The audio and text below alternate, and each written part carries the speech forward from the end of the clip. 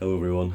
So this book, the last book that I read, finished it a couple of days ago. This has been, unfortunately, it's one of my least favorite books of um, the last few years. I think, unfortunately. Now this writer is touted as being a sort of literary writer, Scanlan. She's in the Granta, she's in Paris Review. I can summarize this by saying that it's one of the most disappointing books I've ever read. A lot of reviews as well. It's a 50-50 sort of love it or hate it sort of thing.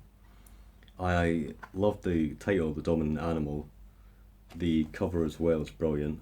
Uh, I thought this was going to be like some sort of Cisco-esque examination of different types of humans or something like that. And I knew going into it that it was going to be their sort of drabbles or flash fiction, very short.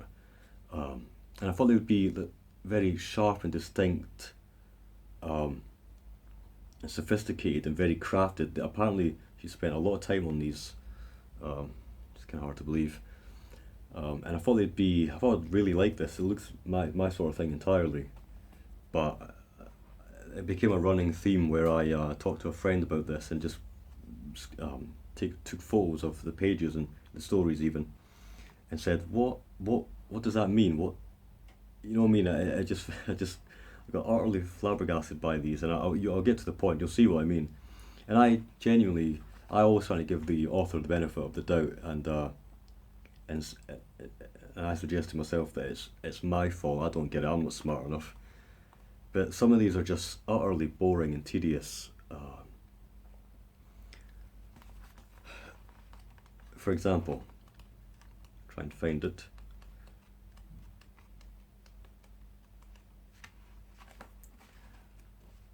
There's a lot in here. I should say, whilst I'm looking for this, there's a lot in here. There's actually about 50 because some of these are quite short. The wine manager and I. The wine manager and I picnicked endlessly. He organised it all in a large basket manufactured expressly for the purpose, with special slots for the cutlery and a long tubular compartment to snug the bottle. He selected a different vintage for every meal and carefully chose the foods to best enhance its flavour.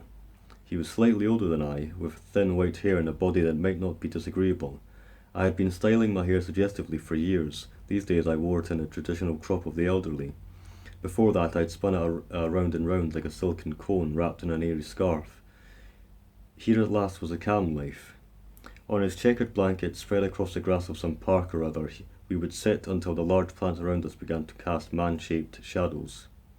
"Try this," he said. What he offered was refreshing. Something dry, cold, deeply pink, lightly bitter, slightly spitting. It crackled in my ear like a big black fly can. Did you get anything from that? I never. A lot of these apparently are supposed to be like little vignettes. There's some good turns of phrase and good employment of language, but honestly, some of these just go nowhere. They're utterly tedious, and a lot of the characters, unfortunately, I have a tendency to dislike the way they act and sound and whatnot.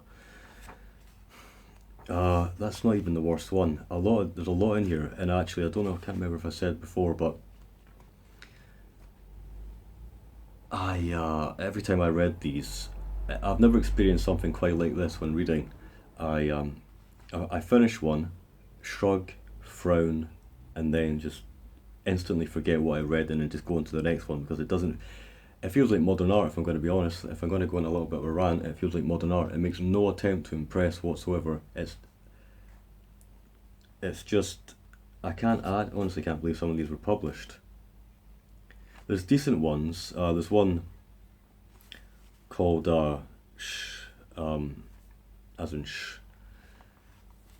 It's about a surgeon who is regaling um, his patient who's lying under him in a sort of vulnerable position, and apologies for the dog. And the surgeon is regaling a time where he had to cut off mice from one of his expensive cars, from the seat of an expensive car, and it's really well done because he's telling the uh, the patient this, and he says that he actually cut off one of the mice's feet, and so that's then reflected on in the anxiety of the patient, who's obviously again lying under him and lying under the surgeon in this sort of vulnerable position, and he sort of lets out a little squeak like the mouse. It's brilliant. That's probably one of the best ones. Unfortunately, the dog is being a bit noisy. That's a good one. Another one is Dear Sirs, which is about a man who's writing this sort of letter to a manufacturing company who he says he likes their products, but they, for some reason, I think it's on the website, he can't find the country that he's living in currently, and there's something in it. It's a lot. It's like a little microcosm, because it's like this. It's a typical sort of provincial character who wants to sort of appear more impressive than he actually is, and he says, "Dear sirs, I'm writing to ask why you have not given the option so that I can buy one of your products that are always so brilliant, etc., etc." And he goes on like this for quite a long time, and the whole point is that he just can't find the his country in the sort of drop down box or whatever it is, and it's actually quite comical, and I really like that sort of voice. I call it the sort of prune scholar effect. If you've read Gormenghast. Sorry for the backing track. Dog's been a bit noisy. Another one I quite liked is Design for a Carpet, which is it's another sort of microcosm one where it goes on to talk about what everything a carpet must be, and then it gets grander and grander to the point where it feels like it's almost talking about life. For example, when we wash it, it must not bleed. When we dry it, it must not stubbornly stay wet. And it goes on to say, there must never be a time when we look at the carpet and are left cold or feel regret or wish we had made a different choice. We must always feel that, of all the carpets available to us, we have selected the very best one. And it goes on for a little bit more.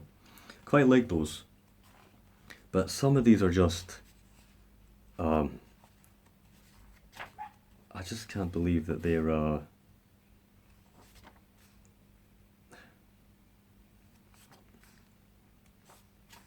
I'm sort of at a loss for words, really, because I think you just have to read them for yourself. I don't want to go on too long. Unfortunately, for example, lemons. My lemons are coming along fat but misshapen, some better than others, and some have fallen already to the ground. I grate their skins, and when they are bald and soft and white, slice and squeeze them limp. I let her in and touch her shoulders. She has brought nothing with her. The thing I've made is resting. It has a powder I don't like to disturb, but I cut it apart and set it between us. She does not touch her fork, but continues to talk. I lift a portion onto her plate. She severs a wedge and brings it to her mouth. She eats slowly with sober ownership. The interior crumbles and the morning has begun to despair. By night it will be gone. I get the pitcher and pour out 2 sour glasses. I look at the shrubs as I drink. My glass drips down my front. The spots widen across the ridges and valleys of cloth. When she leaves, I will give her the rest of it, pressed in plastic. I will close the door on her back. I will wash my glass and hers, shake the cloth in the lawn, and dump the skins in the can. As I move from room to room, fresh ones will start to come.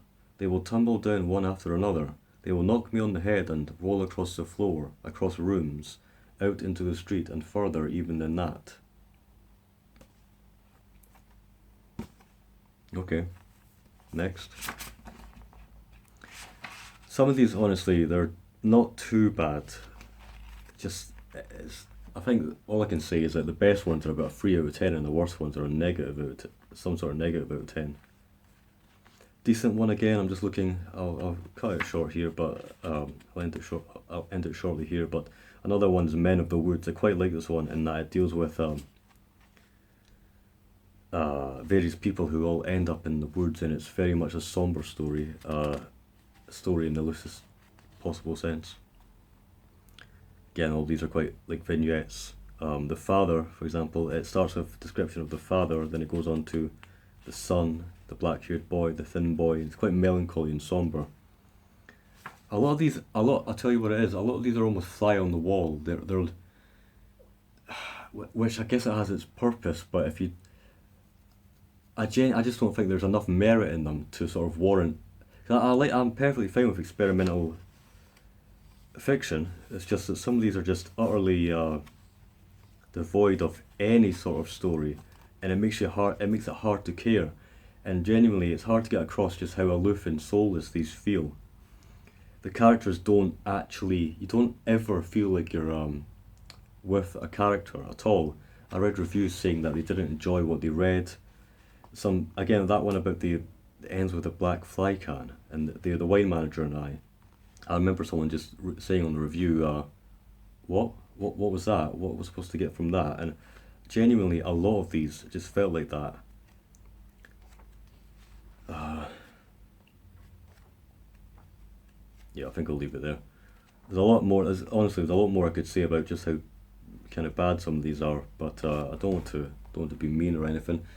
And I'm sure this author and people around in the circle of the author think that they can genuinely write or something like that, and pretentious drivel, I think. But anyway, it's unfortunate because it genuinely looks like the sort of book that I would enjoy. Anyway, that was The Dominant Animal. Thanks for watching, everyone. Try and keep it lighter next time. Cheers.